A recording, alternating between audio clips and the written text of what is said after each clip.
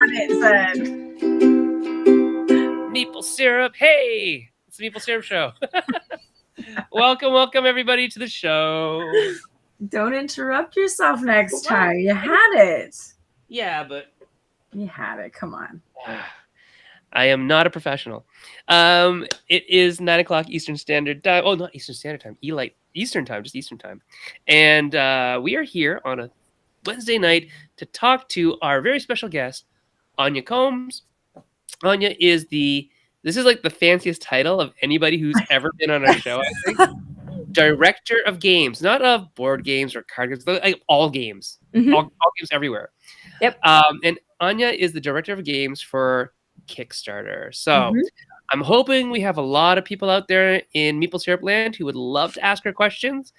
We have a lot of time to answer all of those, but we're going to get started by welcoming Anya to the show. And Anya, can you tell us a little bit about yourself? Like, who are you? How did you get into gaming? How'd you get to Kickstarter? Why are you the director of games? Sure. What's my story? Sure. So, hi, I'm Anya. I am the director of games at Kickstarter. I've been at Kickstarter about 6 years. I think it'll be 6 years next year, something like that. Time is meaningless these days. Yes, it is. Very wibbly and very wobbly. Yeah. So I have been in the games industry 13, 14 years, something like that. So anything over a decade, I'm considered an old person in this industry. You are correct. Erica was telling us that the other day. She's like, we're the old guard now. Yeah. Apparently it doesn't take much past 5 years to be considered almost like old, because you're there when the whole next wave came in. You know what I mean? Yeah. It's very interesting. I kind of like it, to be honest. Like, I kind of like that I don't have to prove yourself on the same level. Yeah. I mean, I think I think there's like always a little bit of a level of proving yourself. I think everybody sort of feels like depends on where you go and what you want to do and things like that. But anyway, yeah. So I've been in the industry 13, 14 years. I got my start when I was 25. At a little flash gaming website called addictinggames.com, which was owned by MTV Networks, which was Viacom. It's one of those things where it's like, it's one company and it has like a billion different names. Right. It's just like, okay, fine, whatever you want to call yourself.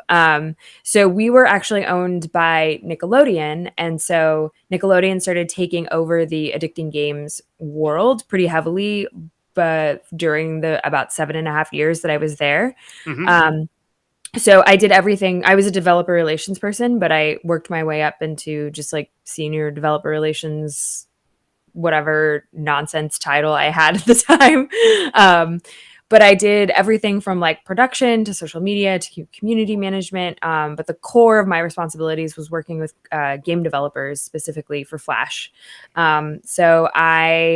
They decided to close down our San Francisco office, where I'm originally from. And they said, we are closing the office down and we're moving. You have the option to either go to New York or you take a severance here in San Francisco. And I was like, I'm moving to New York. Heck yes. So I moved to New York in 2013, I believe, and worked out of the corporate office for about 2.5 years and was like, oh, this corporate thing is not for me. Like, this is awful. I hate this. It's just like, there's too many people. It's a huge company. There's like 4 separate marketing teams. And I was like, how are there 4 separate? I don't understand. Like, nobody talked to each other. And I was just like, I can't do this. So I quickly realized the corporate thing was not for me, and then got this job at Kickstarter in 2016 as a outreach lead specifically for games, where there was like 3 of us on the team. And then I worked my way up to now being the director of games, where I am responsible for the entire category, which is wild. That is awesome. And that's got to be a lot of fun, because like, think how much growth, not only of what your job's changed, but you've kind of been along for the roller coaster of what is the game growth kind of coming up. And some of the, I mean, we can definitely get into this, but some of the insane numbers that have come through for certain campaigns. Right? Oh yeah. Also just how like I didn't know board games were so massive on Kickstarter when I started because I come from that like sort of, the digital, not the analog world. Mhm. So I came from like online and video game space, not knowing anything about the board game world, and then just sort of getting a crash course into what exists in the board game world, which is pretty wild. So that has been a definitely a crash course. Right.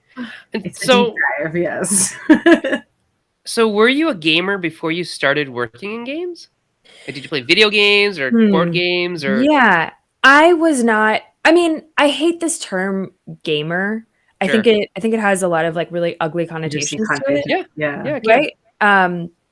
So I would say that I was at best I'm what you would be considered a casual gamer. So I played a lot of like Bejeweled, I played a lot of Tetris, I played a lot of puzzle games, I played a lot of match 3 games.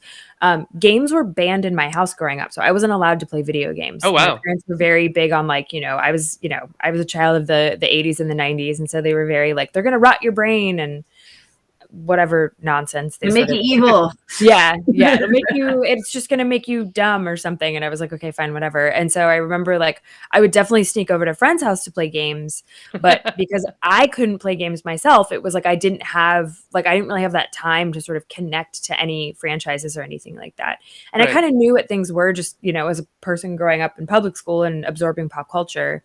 But I didn't have that connection to a lot of these properties like people do now. And especially, I mean, it's very different now, especially as kids who, have parents my age who grew up playing games. Obviously, these kids are much more connected to games than we were even. Right. And we did like family game nights and things like that. But it was never, games were never, well, games were not as ever present in my life as they are now. But I would also say I am the exception and not the norm, just based on my line of work.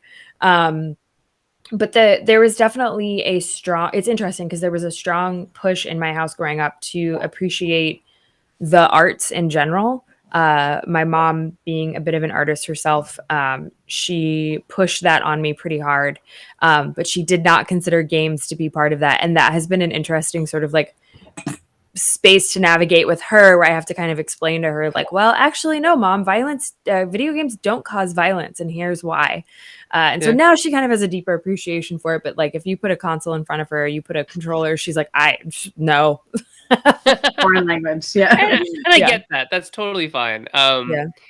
The idea that games aren't art, though, is something that kind of, them are fighting words in some rooms. Yeah. Right? I think it's the same argument like that. Obviously, comic books have been fighting forever, right? At what point is something literature? At what point is something art? At what point is something, because there is so many different genres that these things can dive into. Like, I mean, look at RPGs as an example of it.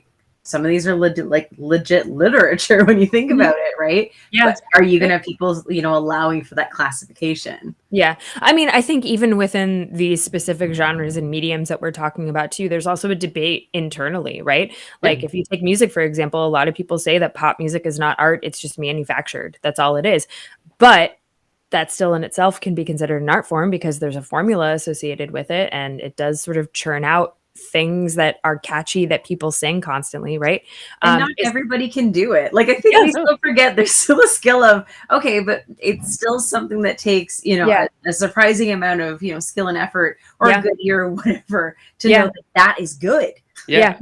I was just listening to probably 99% Invisible, one of my favorite podcasts ever. And they were doing a deep dive into the Rickroll. And they actually got to interview like Rick Astley and stuff about, this perfect piece of pop music, right? It's just the most perfect piece of pop music.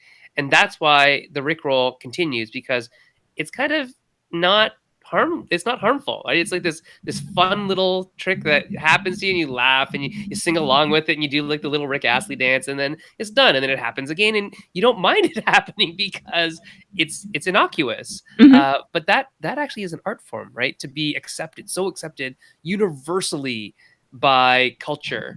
And so, I think it's so funny when people think that art is difficult. It doesn't have to be difficult. Some of it is, but it all takes some level of skill. And just because something is designed like with specific intention doesn't mean it's not artful. And right. I think we have to kind of kind of navigate those waters too with people who have a very specific idea of what is art, and to a greater degree, what is a game. A lot of people That's a whole other debate. have some very difficult words about what is a game. The line? Yeah. That's an activity. That's not a game. Oh yeah. I mean, I think what we're also talking about is just the concept of things being subjective, right? Yeah. I remember having a conversation with a friend of mine at Nickelodeon who is an incredible illustrator, just an incredible artist himself. And we had a long conversation just about like, what is art? Because he went to art school, I went to music school. And so we were having this conversation of just like, I went to like really hardcore classical music school where it was like, pop is terrible. And I was like, well, but also it's pop is just Beethoven. Like, let's be honest. And his argument, which was so interesting, which he was like, well, what you're taught in art school is, if you see something and you're like, this is dumb, or I don't like this, or this is conjuring something up in me. What you also need to question is, so what specifically we were talking about, there was an art piece in New York City where it was just a woman cutting onions on the subway. Right. Like just like you walked into a train and this woman was just like cutting so it onions. was live doing it. Yeah. Yes. Okay. But it wasn't like advertised as like a piece of art. She just had a couple of people like covertly like filming her, and then she, posted it online, and it was public performance art, right? Yeah. And I was like, how is that art? And he was like, well, have you ever seen anybody else do that? And I was like, no, I've never seen anyone get onto the subway, take an onion, a cutting board, and a knife, and like record themselves, cutting an onion. And he was like, that's kind of the point, though, is that it could be considered art, and the argument that it is art if no one else has ever seen it before. And I was like, I hate that, but also you're not wrong. Yeah, there's definitely validity into the first to do something, and like especially to do something and elicit a response. Yeah. Nicholas Yu is saying Robert Ebert very famously decreed that games weren't art, but he eventually went back on that opinion a few years later, saying that video games could be considered, low art. Oh my gosh. Or non-traditional art. Let's go with non-traditional art. Let's do that. Low. Yeah, right. Low art. And so my question is this, how many video games did he play? I don't know. I really don't know. So, and I have a feeling he's referring to probably like, oh, well, I'm going to allow the fact that these cutscenes are so, incredibly done to the point where they're basically movies. It's probably like, I'll allow it to be art. Like, probably has nothing to do with the fact that there's so much more that goes into building a game. Yeah, I don't know. Sanctimonious is a great way to describe it. I would also say, like, I always sort of take a step back and question, like, when I see so much vitriol sort of pointed towards any sort of piece of pop culture, and even myself, when I'm like, oh, I hate that, like, I don't care. Somebody asked me about the new Taylor Swift album recently, and I was like, I could care less about it. Right. It doesn't have it has no impact on me. But the question that I think is important to ask is, like, who is this really hurting? Is it hurting anybody? No. So why do we care? Yeah. It is really funny as a dance music DJ. That's what I did for many years. Mm-hmm. Like, people would just go like, why this isn't music? Well, are people dancing to it? Yeah. Then it's music. He classifies it as music. The best way I've ever heard Skrillex described is a bunch of forks in a garbage disposal. And I was like, you're not wrong, but also put that over a beat and it's sick. Yeah. Oh, Skrillex. See, there's the art form. How do you take the random and turn it into something else, right? Yeah. It's chaos. Chaos. So you started off at a video game, flash game company that was then sort of taken over by like Nickelodeon, like corporate. And then you said, no, I don't like this corporate lifestyle. And you moved over to Kickstarter, where you worked your way, slogged your way up through the ranks, and eventually became director of games. All right. So what do you do as director of games? You say, oh, that game goes over there. That game goes over there. How do you direct games? Well, I'm living the dream of every child. I just play games all day. I'm just kidding. That's the question I get asked the most. Like, what, do you just play games all day? I'm like, yeah. Yeah. Would that be nice? I mean, if someone's asking me that question, I'm like, then you don't have I can't explain the games industry to you. So I'm just going to lie to you. I'm just be like, yeah, games all day. All the games. I played every one of them. I played every single one. You name the game and I've played it. No. So my job is very weird. It's like a hybrid job of a million different jobs. It's like sort of biz dev, but also it has nothing to do with biz dev. It's sort of like it's like sort of like project management, but has nothing to do with project management. It's sort of producing, but has nothing to do with producing. My job really is to advocate for creators as best I can internally to Kickstarter, but then also Okay. advocate for Kickstarter as best I can outwardly to creators. And so I'm sort of a middle You're person. like an ombuds person. Yes. You are the ombuds person of games. Yes. Yes. It is a weird job. It is challenging and different every single day. Some days it's absolutely infuriating and I want to rip my hair out. And some days it's one of the most rewarding things, especially when I get messages from creators that are like, because of your company and not even my company, but the company that I work for, but like because of what this world and this opportunity that exists at Kickstarter, I was able to quit my full-time job and now pursue game design full-time 100% by myself. And I'm like, yep, that's it. That's the reason I do this job, is because that is what I believe in, like at my core as a human. It's dreams come true. Like it literally is, even if it's a side thing, right? It's like they got to create something and then other people help them to make it into like, this is now a public reality. Yeah. Mm-hmm. Yeah. So how long has this type of position existed at Kickstarter? Has this been like forever and a day, or is this fairly new? It's not fairly new. So Kickstarter is about 12 years old. Yeah. This position has sort of been a hybrid position for a while, and it sort of settled. So I got hired in 2016, but there was someone that was working before me. I was a single person just running all games at Kickstarter, which I was like, I can't even imagine that, for a couple of years. And so the job used to be what was considered a specialist. And that sort of really morphed once the categories got a lot bigger, once they saw that like games in particular is a massive part of the platform. So now it's myself, and then I have John Ritter, who is my senior outreach for tabletop person, and Michael Lieb, who is our European outreach. And so it's the three of us that essentially are like keeping the lights on. So even with the three of us, like it's an incredible amount of work to be able to kind of, have $1 billion that you're responsible for as, platform holders. But it's a job that is sort of constantly shifting and evolving too. Yeah, it sounds like it. When you said I'm kind of this, but not this at all, and kind of that, but not that at all, it sounds like, okay, this is like a really chimerical job that kind of shifts and changes its color all the time. Well, you're also dealing with very different types of games, which is so very different types of audiences. Yeah. And I'm really curious actually to get your perspective on, because I do think one of the biggest shifts we've noticed, at least from a gaming side in Kickstarter, is that once upon a time you could put up that thing that you wanted to make and get that funded. Now it almost has to be that very polished, well put together presentation. I'd love to kind of hear a bit about that evolution, if you kind of like what you guys were noticing there, because obviously that's going to hurt some, but it's done very well for others. Yeah. I mean, I think that's one of the biggest things that we get a lot of questions about. And that sort of ties into the idea of like, when am I ready to run a Kickstarter, right? Like that's another big question. So there's a level of reality here, which I think sometimes can be a little bit disheartening and a little bit scary to hear. So when Kickstarter first started, right? So Kickstarter is a site that was designed by someone who wanted to bring a band to their college campus. That was it. That's the reason, literally, that's the reason Kickstarter exists, is someone was like, oh, I want to bring this band to my college campus to have them play a concert, and the school can't afford it. And so what if I crowdfunded the opportunity to, like, if we raise X amount of money, then this band will come perform, right? So just at its core, it's already like a little bit silly, but obviously like, doing incredible things for the community.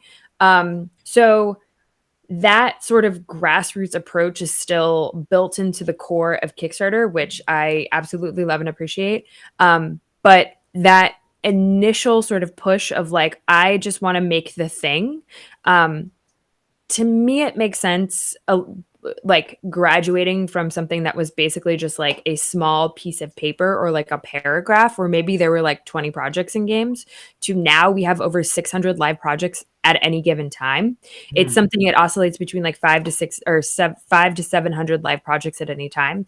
And so if you are, I don't want to say competing, but if you are sort of a small fish, big pond, how do you sort of stand out? And it's not necessarily that you need to have something that's like super, super polished where it's like, well, the game's already out or something like that. It's more that people want to make sure that whatever they're backing is, one, going to come out, and two, it's something that they actually want to back, right? So if you just have a paragraph and it's like, I have the idea of something versus here's the prototype, I've done the work to actually prototype this, I've done the play testing, I've built the community, I've done the work to know that this thing is going to come out and it's going to be what I said it's going to be. That's sort of been more of the evolution of Kickstarter, right? Because we're also talking about moving from, I just had a cool idea, I don't know, maybe I can crowdfund it, to I want to build a business through this website in order to build my entire business based on specifically crowdfunding every single game that I'm going to have to come out on Kickstarter, right? And so I think it's pretty cool that we exist in all those spaces, though, where if you do want to build a business, if you want to build your board game business on Kickstarter, there's been so many people who've done that, right? And because of Kickstarter, there's people whose like people's livelihood exists because of Kickstarter. But if you're also like, I don't know, I just kind of had an idea for a card game, which I had a conversation with a team today who their main livelihood is actually music. They're a touring band. But they were like, we just came up with this cool, fun card game on the road. While we were out touring. Yeah, exactly. Yeah. And so they can now sell it on their merch table. Yeah. Go. Which is like, it's so cool that Kickstarter exists, right? Or if you're like, I don't know, I came up with a game with my family and we just thought it was cool and fun and interesting. Cool. We exist for all those different facets. There's no sort of like gatekeeping of like, you can only make this game or you can only have this approach to it. It exists in all the spectrums. But the sort of core there is, cool, I've done the work to prototype it, playtest it, and shown that I can like make the thing that I'm excited about. Right. So the barrier to entry is more about can you do this, as opposed to it has to be like very flashy and fancy. Yeah, it sounds more like it's about proving yourself, like on whatever levels you want that to be for that type of campaign. But like proving the product. Yeah, and then it's going to be expectations, right? So set your set your goal expectation based on what you're able to show, right? So all of those campaigns, and Eric and I have been parts of lots of campaigns that are had lots of money in them, but they also spent a ton of money up front, to market, like time, money, $20,000, $40,000, $50,000 of just like pre-production work and pre-production art and all this kind of stuff before they even pressed go or submit on Kickstarter, right? Yeah. So that's not like mom and pop making a game that they play with their grandkids, and they're going to have a different level of expectation. They're going to hopefully set their goals accordingly too, where it's like, here, I just need 10,000 or 5,000, right? Instead of we need 300,000 to do this. So I think there's a lot of that as well. Yeah. We've got a lot of comments coming in, so let's go. Let's check. Shem Phillips. Shem is the man, the myth, the legend behind all of the Architect series and Paladins of the West and all that kind of stuff. Shem said through Garphill Games, the new add-ons fulfillment Kickstarter system is so much appreciated. It has made my recent campaign so much easier to manage. Awesome. Adam just replied that it was nicer to participate. I was going to say, I was replying to how much he enjoyed Shem's campaign as well. There you go. Yeah. Amazing. Yeah. Andrew Wolf, everybody has A's, said it's been fascinating to see how Kickstarter has evolved from a pure crowdfunding platform to a fully realized, almost retail marketplace. Although, obviously Kickstarter will never say that it's a marketplace. Well, we're not. Exactly, right? Yeah. Kickstarter expressly says they're not a marketplace. How it's being treated. Yeah, it's slightly different.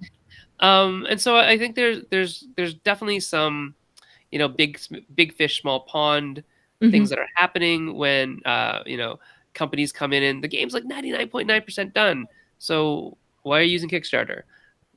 There's some questions around a lot of that with some I of mean, the I'm happy to answer that. yeah. Yeah. And I mean, I get it. Cash flow is a thing, and Yeah. Kickstarter is a great way to advertise to a fairly captive market that Mhm. goes to look at Kickstarter specifically for this type of product, right? Yeah. Kickstarter is Yeah. known as the place to get board games and new board games. Yeah. Yeah. I mean, so Right. here's there's a couple things, right? Yeah. So Kickstarter, one, we're not a store. That's a big thing that we sort of push as much as we can.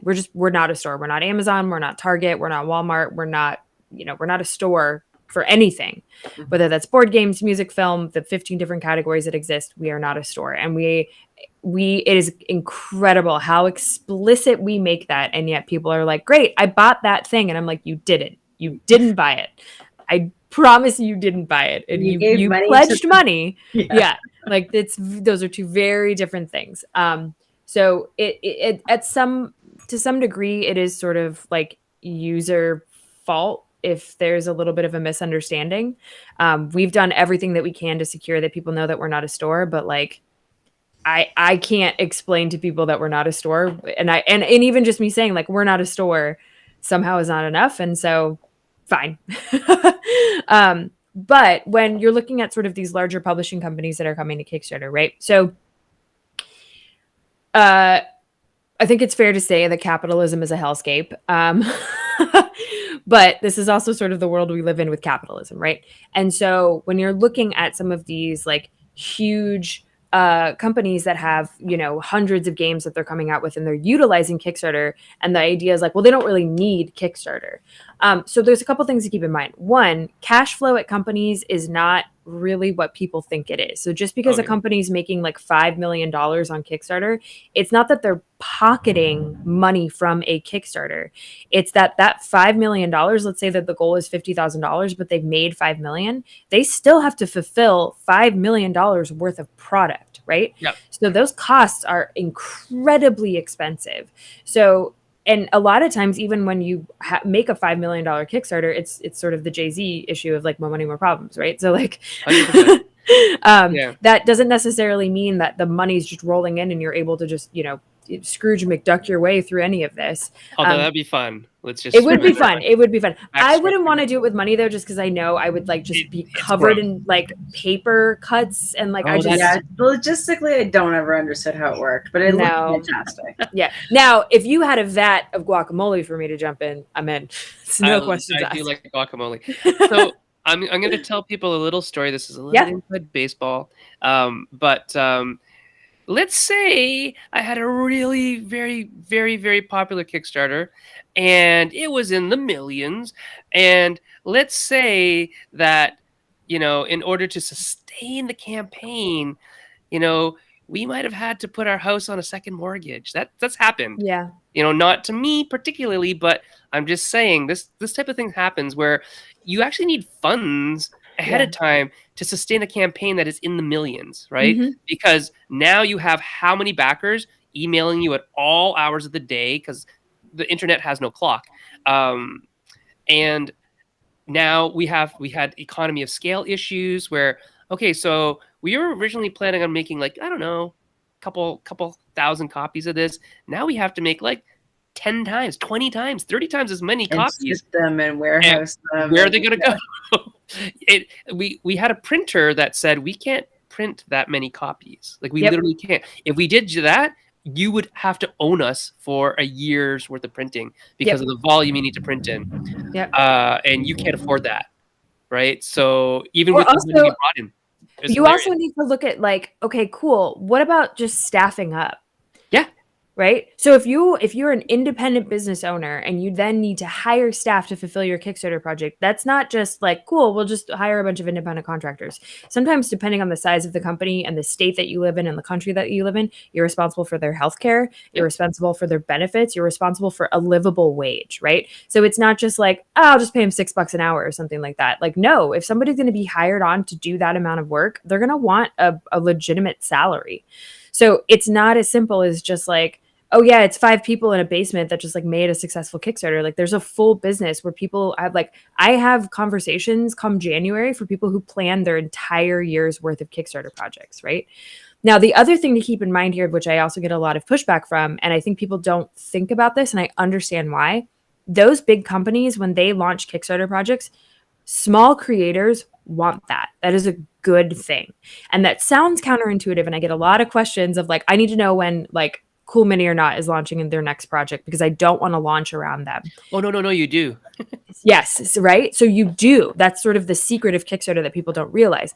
When a large company or a public figure, if a Zach Braff were to launch another film project, if Kristen Bell were to come back with Veronica Mars, if Critical Role were to come back with another, series or show or something like that, when those projects launch, they bring so many new people to the platform, and specifically in games is the category that this touches the most. When there's a big creator that launches or a new creator that still has like a public presence, they bring in so many new backers, and those backers, the blockbuster effect, those backers then go on to back more projects specifically in those categories. So if you launch around the same time that like Cool Mini or Not is launching, or a Frosthaven is launching or something like that, there's so many people that end up coming to your project and having that ripple effect and that blockbuster effect because people get excited and they're like, oh, all these other cool projects that I get to back. Yeah. Now that I'm looking, you know what I mean? Yeah. Yep. You got to get eyes on first, everyone. And if it's Frosthaven that brings eyes, and Cephalofair is making big bucks off of that, some of it's gonna dribble over because that person who's backing that is also gonna say, oh, that other game over there also looks cool, right? Because a lot of people aren't just a one game person; they're like a many game person. Yeah. It's the only time that we've seen trickle down economics work, quite honestly. So, do you actually have stats and metrics on all of this? We do. I not off the top of my head, but it's Sure. something that we like talk about a lot, and it's something that we like look at pretty significantly. And like it happens every single time there's like a blockbuster project on Kickstarter. It has a trickle down effect. That's really neat. I would love to see the metrics at some point. It's going to be great to share. We've got a Maple Syrup Shop Talk as well. And so whenever there's kind of like these interesting inside information pieces, it's like, this is perfect for understanding why people behave the way that they behave. And so. Yeah. It's funny. Amy said, I went to a Kickstarter party years ago that Zach Braff was at. There you go. Big circle. Big circle. Yep. And Adam is saying that Scrooge McDuck is protected from the money by his feathers. Let's go with that. That's fair. I guess I just need to be covered in feathers to jump into my vat of money. Or a cartoon. But either way. Be a cartoon, yeah. I just say the guacamole is a better idea, to be honest. I agree. I mean, I have this, I don't know if you can see. How do I? Oh, you have an avocado? Yeah. I love that it's like an alligator pear. Very nice. Very nice. Let's see what else we have. We got other questions. Alex White asks, does your Kickstarter board game division drive Kickstarter page and pledge innovation or new standards? Okay, so I think what Alex is asking is, do you as a division try to help companies like really innovate in terms of how they present things, how they create pledge tiers, all that kind of stuff? So I'm happy to provide help and guidance there, but at the end of the day, I am not your project manager. You get to decide how you want to run your project. I am simply just a resource to give you the tools and the tricks and say, this is what we see on Kickstarter. If you have different ways of doing things, great. You are more than welcome to try them, but we can sort of tell you like what works and what doesn't work. Right. So best practices. Best practices. Yeah. That's more of what we do. Yeah. That makes sense. So you're not a consultant, no. But you have like, infographics that say these are best practices. Yeah. Right. I have some inside information. So yeah, of course. Nicholas asks another question. He asks, what's the process involved with picking a project we love for the games category? What are your favorite types of game projects? So the projects we love and any sort of features, promotions, things like that on Kickstarter, that's all managed through our internal editorial team. There's no metric that you need to meet. So for example, if you're like, we don't pick projects based on how much money they've made or how many backers they have or anything like that. That actually doesn't have an effect at it at all.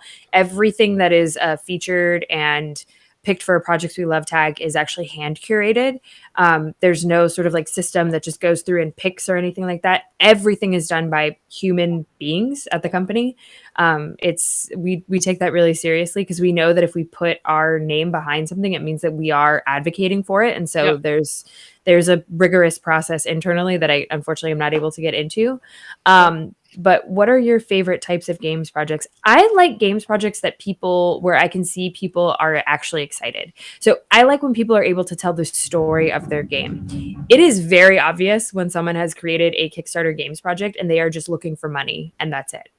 Um, I don't, there's nothing wrong with that. That's totally fine. It takes all kinds to sort of like have a diverse community. That's great. That's fine. I don't have an issue with that. But I get more excited when someone's like, I'm so excited to bring this project to life. And this is why I am personally, or my team is excited about this project. And this is why we think this game and we know this game needs to exist in the world. So I could maybe not like the content of the game, and that happens a lot. I have a very specific, I have my own types of games that I like to play.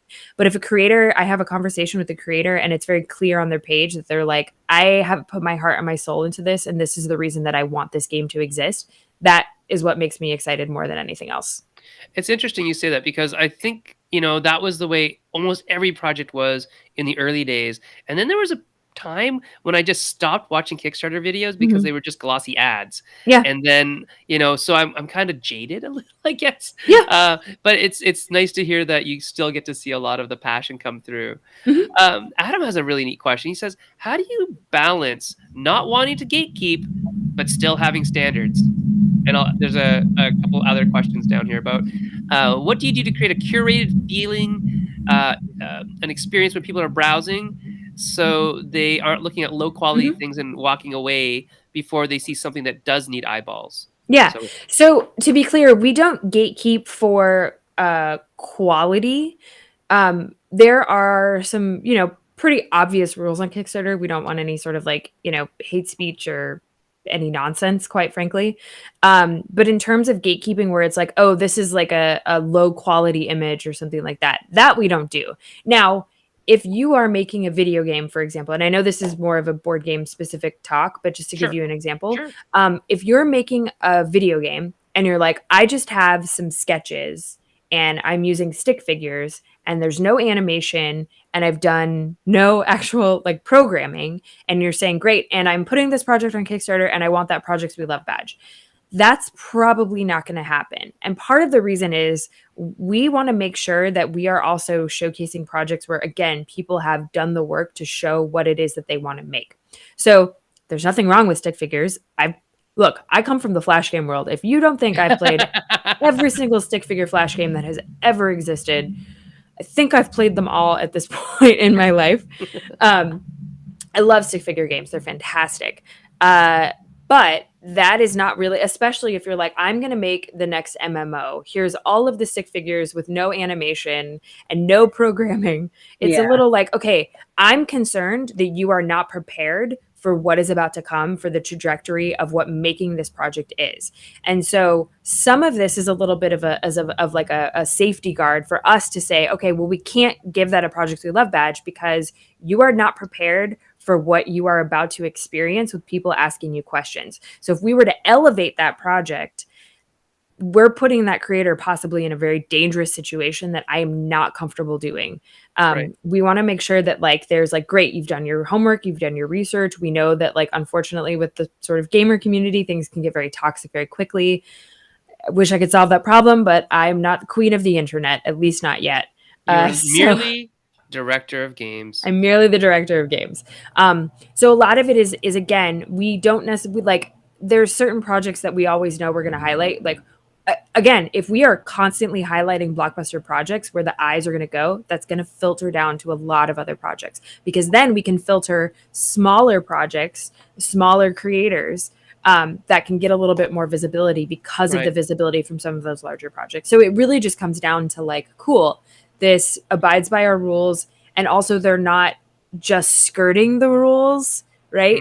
So it's like, well, it's not hate speech, but we're really pro-Trump. And I'm like, yeah, no, this is not going to happen. I'm not. It's not. Absolutely not. No. Political games get really challenging for a lot of different reasons. But they also tend not to fund very well. I mean, it's hard with political games. I'm just sort of like, like, okay. But if you are not skirting the rules and you're, doing your homework and you've built a community and the project just looks fantastic because you've done the work and you're excited about it, there's a high likelihood that you're going to get features. Very cool. Speaking about toxic communities, and I'm surprised it hasn't come up yet in Meeple Syrup people. Nobody's mentioned the moderation of comments and things like that. Yeah. Why aren't there stronger moderation tools for creators in terms of comments and things like that? Because some of them can get really horrible. Yeah, it's something that we have been talking about internally for a really long time. There's a couple different mindsets at Kickstarter, quite honestly. I think it's one of the good sort of like balances that we have where like I'm like so purely games focused that I get stuck in that games mindset about things.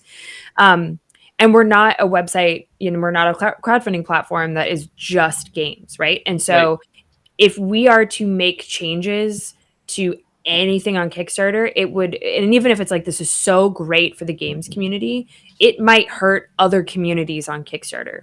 Right. So it can get a little bit challenging of finding that balance. And I always feel like my team and I are screaming that we need to like have better moderation.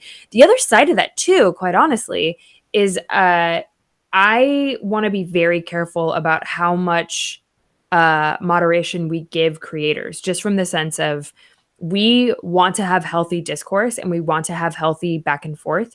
And so if there's a comment that's just like, hey, I have a question about this, and a creator is like, I don't want any questions, which is something that we've had where it's happened a couple times where I've spoken with creators, some big name creators, obviously won't tell you who they are, where they've sort of said, we don't want any questions about the game.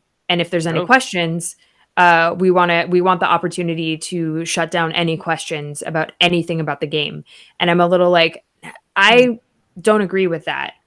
You need to be able to have people sort of asking questions, right? That line between harassment and being a nuisance is very thin. And I am very thankful to have a moderation team internally that is able to help guide me at times where I'm like, no, this is harassment, this is harassment, this is harassment. And sometimes it's not, it's somebody being a nuisance. That doesn't necessarily make it okay. And I think there's opportunities to find a middle ground there. But a lot of times what happens with the comments on Kickstarter, with a lot of the questions that we get, is we still want to be able to have discourse on Kickstarter projects because I think it's important. And so the other side of that too is if we were to just have the opportunity for people to just hide and any creator to delete any comment that they want. It's not that we don't trust creators, but it takes one creator to do something once, where if we were to roll that tool out, we'd have to just take that tool away. If somebody is like, I'm just deleting any comment that I don't like, well, unfortunately, no, we're not cool with that, because we want to be able to have, again, we want backers to be able to say, I'm uncomfortable with this specific thing in your game. I would like to have an answer as to why this is in here. Mm-hmm. No, I get that. I think so. We call that counter control in communication sciences, where you're able to, even though I'm giving you the money and even though you have the power to make what you want, there's still some ability for the backer to push back or to comment or to ask questions. And I think, the authoritarian viewpoint of nobody asked me questions about this game, it's perfect the way it is. Yeah. Maybe you shouldn't be crowdfunding then. Well, I think if that's the case, maybe you don't want to be putting any art out into the world, because again, just sort of, sort of what we talked about in the beginning, art is subjective. And if it's going to conjure some feelings in someone, you're not always going to conjure good feelings. Yeah. Though, you know what? It's a weird thing, because I would rather know that that's not for me than to buy it, pay money for it, and find out that it's not for me when it hits my doorstep and feel really disappointed. So there's all those things, like 6 of one, half dozen of the other. And I think that that fine balance, like you said, it's like this really thin gray line. Yeah, I to be totally honest too, I don't think that we've perfected it. I think there's so much room for improvement, but I also think I don't know of any social media platform that has perfected it, quite honestly. And even then, even if you have just an incredible community moderator or community manager of any Discord space, things happen. there's, unfortunately, one of the other things that, like, I'm so thankful that I don't have to sift through, just hate comments all day. And not that we have people on our team that are doing that, but like, I don't catch half of the dog whistles that are out there just because I'm not in those worlds and I'm not in those spaces. Yeah. And so I sometimes don't even know when something is a dog whistle of some kind. And so that's why I have to rely on my trust and safety team to be like, actually, this is why this is not okay. So it's having a lot of those checks and balances. Yeah. Yep. So you mentioned that Kickstarter's not game specific. Mhm. Any thoughts on the ones that are? I mean, I think it's important. I don't want to have a monopoly, quite honestly. I would say Game term. I like that. I would say that, like, I think one of the cool things about Kickstarter is that, as I sort of said before, we exist for creators of any given space that they want to create. If that's a prolific creator, if that's a first-time creator, if that's a young creator, if that's an older creator, whatever your identity or representation is, you can come to Kickstarter and that's totally fine. Within limits, obviously. Like, if you're a white supremacist, go away. But on the other side of that, one of the other really cool things about Kickstarter is that we also exist for players of any variety. So if you're like, I've never even played a board game, or like I haven't played a board game in 15 years, there's gonna be something for you on Kickstarter. It's not a gatekeeping place of like, oh yeah, we only exist for gamers. Like, well, that also feels a little bit toxic. We're sort of like, yeah, if you've never played a board game before, we definitely have something for you. If you're like hardcore into board games, we definitely have something for you. If you're mid-tier, where you are sort of like looking to expand your board game collection and you're looking to sort of experience something new for the first time, yeah, we definitely have something for you. So I kind of love the fact that we exist for all different facets. I also love the fact that we exist for art as a whole. All this stuff is connected, right? All this stuff is connected. One of the coolest things on Kickstarter is when we see the cross-category collaboration. So if someone is like, we're going to do an LP for a video game soundtrack, I love that. I absolutely love that. If someone is going to do enamel pins for games, or enamel pins for comics, or a comics creator is like, I have an idea for a game. Yeah, come to Kickstarter. Or a games creator has an idea for a comic. Great. How do we also facilitate those relationships between people to foster creativity, just for creativity as a whole? Mm-hmm. Yeah, Well, I really think cool. this too is you can be more than one thing, right? Because Yeah. I mean, there's not a lot of opportunities, but if you're going to create art, as we've said, that can take many, many forms, and Kickstarter at least will take on most of them. Yeah. I think it's a little short-sighted, and I think it's a little bit boring to only focus on one thing. I think that lacks the perspective of things that are happening around you. And I think one of the most important things as an artist, I'm an artist myself, is to constantly be looking at different sources. So if you are only going to one specific game, or you're only going to one specific genre of music, or you're only watching one specific type of music, you are missing out on so much of the world that you could be experiencing, even if you don't like it. Because one of the other things is, like, I think that the sort of quest as an artist is constantly, what is it that I want to do? What is it that I want to make? But it's also really important to know what you don't want to do. That's also just equally as important. We have some props for you, Anya. Amy. Oh. Amy says, Anya, you're so awesome. Kickstarter has changed my life in so many ways, and your point of view means so much and really resonates with her experience. Oh, thanks, Amy. I know who you are. I don't think I've ever actually met you, but I would love to meet you in person at some point. There you go. And Helena Capel, who is the publisher behind Burnt Island Games and Kid Table Board Games, says, thanks to Kickstarter existing, she has been able to follow her dream. She feels so lucky to be around right now, and even more lucky to have amazing backers that also want to see these dreams come true. Right. So amazing. Yay. Yeah, these are good stories. Lots of people here have some real success stories where, you could take a couple of years off work, go on sabbatical, do Kickstarter, go back to your job if you have to, or not.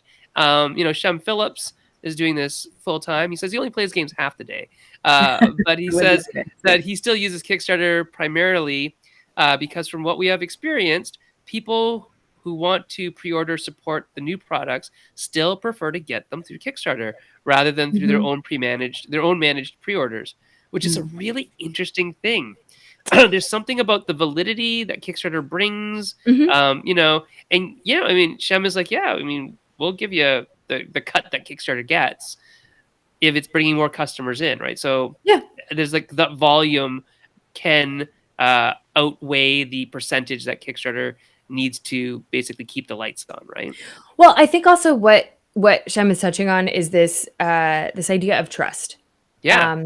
So Kickstarter has a built-in sort of thing of the number of success stories on Kickstarter is so high that if you're coming to Kickstarter and we as Kickstarter are saying, yeah, you can launch this project, that means that we are already telling people we trust you as a creator to come out with the thing. So that trust is inherently built into the system. Yeah.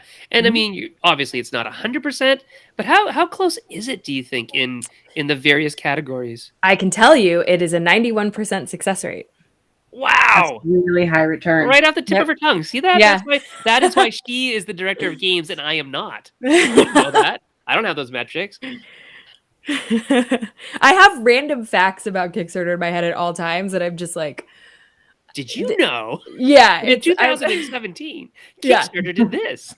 Pretty much. I'm just like, this has got to be exhausting being around me all day when I'm just like, blah, blah, blah, blah, blah, Kickstarter, blah. But that's the point of our discussion today, so they're all perfectly useful and valid. Yeah, there you go. That's fair. That's fair. I appreciate that. Yeah, and at the end, Shem says that he just wants to get his games to people, and Kickstarter helps do that. And so it's like a worthwhile cost. And I mean, all of us build them into our P&Ls. Like it's like we know there's a fee or whatever. We know there's a fee for using Square to do our credit cards or whatever, right? We know about all these things. Yeah. We just have to build them in and account for them in a profit and loss. I think that's really kind of the way to go. It's a lot of the newer people who don't understand like the cost of doing business and the little itty bitty percents that once you get into like really big projects actually eat up a lot of money. Yeah. That's where people kind of lose the plot on, well, I'm never using Kickstarter again. They took like X%. It's like, yeah, but it's like you didn't really do your research then necessarily. That's upfront, guy.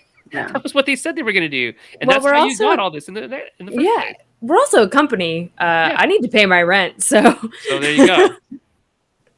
You can't be the director of games on, no income, For right? free. yeah. Yeah. I wish it could be a barter system. That would be amazing. But that would be kind of cool. So we like to eat, so yeah. All the guacamole. All the guacamole. All of it. Give me all of the guacamole. So on that regard of your job, your specific job, and we talked about you as maybe being kind of like an ombudsperson. How do or can creators like directly ask you questions about something that they don't like about what's going on with Kickstarter? Yeah. And okay, so that you're like eminently reachable. You're not like some kind of like Mark Zuckerberg that we can't talk to. No, it's so interesting. I give my contact information out all the time, and I get, and like it's so funny, like I'll get emails from people that I like don't necessarily want to respond to just because I'm like, I don't have time to answer this question. But I have had a number of people who've like launched projects and they've been incredibly successful, and I've reached out to them halfway through their campaign and I'm like, hey, this is awesome. I'm so excited. Like, what do you need anything? What's up? And they're like, oh, I didn't know if I was allowed to contact you. And I'm like, I gave you my email. Like, didn't I offer?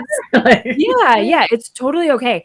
I would say in giving my contact information out, don't email me and then an hour later ask me why I haven't responded. And then an hour after that, ask me why I haven't responded. That I'm not a fan of, and that's an easy way for me to just send a form response. There isn't a level of email etiquette, so I understand people get excited. I love the excitement, but I will get back to you if you email me. No worries. Yeah, that is general etiquette for everybody out there. When you're trying to contact publishers or anybody. Give it time. They don't necessarily have, like, imagine they're off at a convention somewhere. That's their job. They're not getting back for at least a week. Like, there are legit reasons. Yeah. But it cannot be the next hour. Yeah. But also, I'm American, so I have different holidays too. So yeah. If you do need to contact Anya, there's her Kickstarter or her email right there, anya@kickstarter.com. Shem brings up a really good point. Like, this is how we treat them on our P&Ls as well. As Kickstarter fees are just a marketing expense, right? It's just like, that's really what a lot of the big titles are getting out of this is eyes on, right? So if you put it in a line somewhere and account for it somewhere, it becomes just a number as opposed to this thing that you're losing. Really, I mean, it is a profit and loss sheet, but whatever. You know what I mean? It doesn't feel as bad when you account for it in the first place. Yeah, you never really had it, right? There you go. You also get where you got. Yeah, you also have, it sucks, but like you got to spend money to make money. Yeah, literally. Also true. Also true. So let's ask this last question. Just because we're running low on time. I asked you before, well, I actually told you before, I said, I think we can talk for an hour, right? You're like, yeah. Yeah, no problem. And we've done it with no problem. What is the future of Kickstarter? What would you like to see as director of games? Not saying you're doing it. This is like total like rub the magic ball stuff. This is not committing Anya or Kickstarter to anything. This is a personal opinion that does not reflect a company in any way. No worries. I would love to be able to reinvigorate the video games category on Kickstarter. That has been a really big challenge for a lot of reasons. But to be totally honest, I think that's more just because of industry-wide things. I don't think that's Kickstarter specific. I want to continue being a place for independent creators. I love to be able to work in a space where, regardless of what, again, your medium is, this is a theme you will sense in talking to me, having that creative independence and that creative freedom is really important. I think there's a time and place for selling your IP. I think there's a time and place for partnering with a publisher of any size. But I think there's just something so cool and rewarding when people are able to do their thing entirely independent. I just think it's great.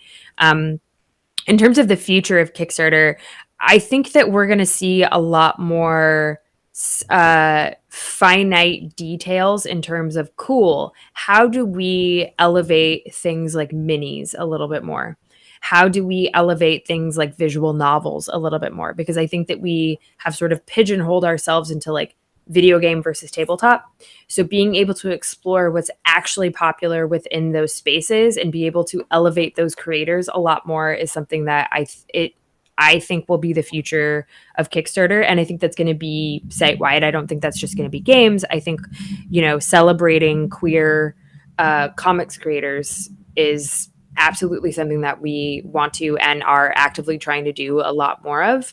Having voices that are historically quieted for whatever reason, I think being able to elevate those voices, those perspectives, those pieces of art a lot more is something that we are actively trying to do and something that we are definitely going to be pushing for, the entire lifespan of Kickstarter. Mm-hmm. I think, having intentional improvements on product, I use the word intentional very specifically, intentional improvements on product to improve Kickstarter as a whole and not just focus on specific categories, because we want to be a place again for all types of creators to be able to exist. And if we were to only focus on one category, I think that really limits what our perspective is as people who facilitate content creation. Mm-hmm. Excellent. So everybody out there in Maple Syrup Land, if you want to get a hold of Anya and you have questions about Kickstarter, you may email her at anya@kickstarter.com. Just remember, don't email her an hour later and ask her why she didn't reply back. And then email her an hour after that and ask her that. Those are issues. Oh, Helena is asking you to fix the app. It's something that's being worked on. Okay, perfect. Okay. And Shem Phillips says, thanks for taking the time to share your insights, Anya. I think it's great that you were here. It is kind of interesting that you're so approachable, which is, no, it's like, you have this fancy title. I'm just a person. I know. When for some, I don't know how you came across my Twitter feed, but you did. It's like, oh, we should talk to this person. And I just said, hey, do you want to talk? She's like, yeah. And then that's great. It's an accessibility thing. Like you're literally saying, like, not only do you want the site to be accessible, I am too. Right? Yeah. Talk to me. Happy to chat. Yeah, and I think that whole idea of having somebody in between the the creator and the machine of Kickstarter, really does show that there's humans involved, right? Yeah. It's not just an AI thing. It's not curated by machine learning. It's, editorial team picking this, Anya as kind of your voice to Kickstarter and her voice to you as creators. I think that's a wonderful thing to actually know, and have that kind of confidence and that trust that I think the Kickstarter brand has. But knowing that kind of firsthand and talking to Anya here today, I hope some of you out there who are creators still have some, or maybe even have now more faith in that the system is going to get to where we as the primary users, whether we're backers or creators on it, will, want it to be, because there are people behind the scenes that are doing the heavy lifting, like Anya and the rest of her team, that do really probably have the same interests that we have, right? So there you go. If, like me, you follow Anya on Twitter, this is where you can reach her. And I will give one free maple syrup point that is not worth anything to the first person who can tell me why this Twitter handle is so very, I can see it. 25-year-old cool. I can see it. Because I think that's right when Anya made it. Something like that, yeah. Yeah. Rachel Voss says, absolutely, she now has more faith. Thank you so much for all this information. Yay! Adam Young appreciates, especially hearing that you're adamantly anti-racist, which is wonderful to hear. So yeah, follow Anya on Twitter. She's wonderful on Twitter. She has a new dog. Yeah, do you guys want to see her? Yes, we want to see Nebula. Nebula, come here. Come here, buddy. Come here. She is tuckered out. She is not going to move. Well, I'll post photos. Yeah, you can follow her on Twitter and see all the photos of the very cute dog. Shem Phillips, you win the +1 maple syrup point. It is a palindrome. You are correct. There you go. Erica was like, I'm sad. I'm so sad. I'm not eligible for these. I didn't want to give it away. I guessed it automatically, but that's why I didn't say what it was. I was just also you probably you could have like a majillion maple syrup points in your all the points. You have all the points. Shem just has one. All right. These are a thing. We might make this a thing from now on. You can collect maple syrup points. Figure out what maple syrup points are. Yeah. I know Matt Paquette wants to do challenge coins with us. We'll have to talk to him about that. Whatever that is too, sure. Yeah, and then maybe fund them on Kickstarter. I don't know. We'll get the whole group involved. Wonderful. I love it. All right. So while you're following Anya on Twitter, you may also want to follow me at Senfeng Lim on Twitter. Erica, where are you? At Erica Bouyeris. There you go. And Alara will be back with us in the new year. She is actually literally in Ontario right now. She just flew back like on the weekend. And so she's moved into a new place. She's getting set up and getting ready. So you can reach out to her at TT Void. She'll be back on the show most likely January, February. And if you want to follow the Maple Syrup account in general, you can follow us at Maple Syrup. If you like what you see and you want to support us, check us out at patreon.com/Maple Syrup. And we are going to, hopefully, 2022 will be the year when we finally get to use all the stuff in our account to help the community in terms of getting people to conventions when they couldn't go before, having increased representation for marginalized creators, all the stuff that we've talked about doing. We can now hopefully, because there's cons again. Woo! Yeah, we can hopefully get that out there. So look forward to that. Hey, Anya, do you have any final advice?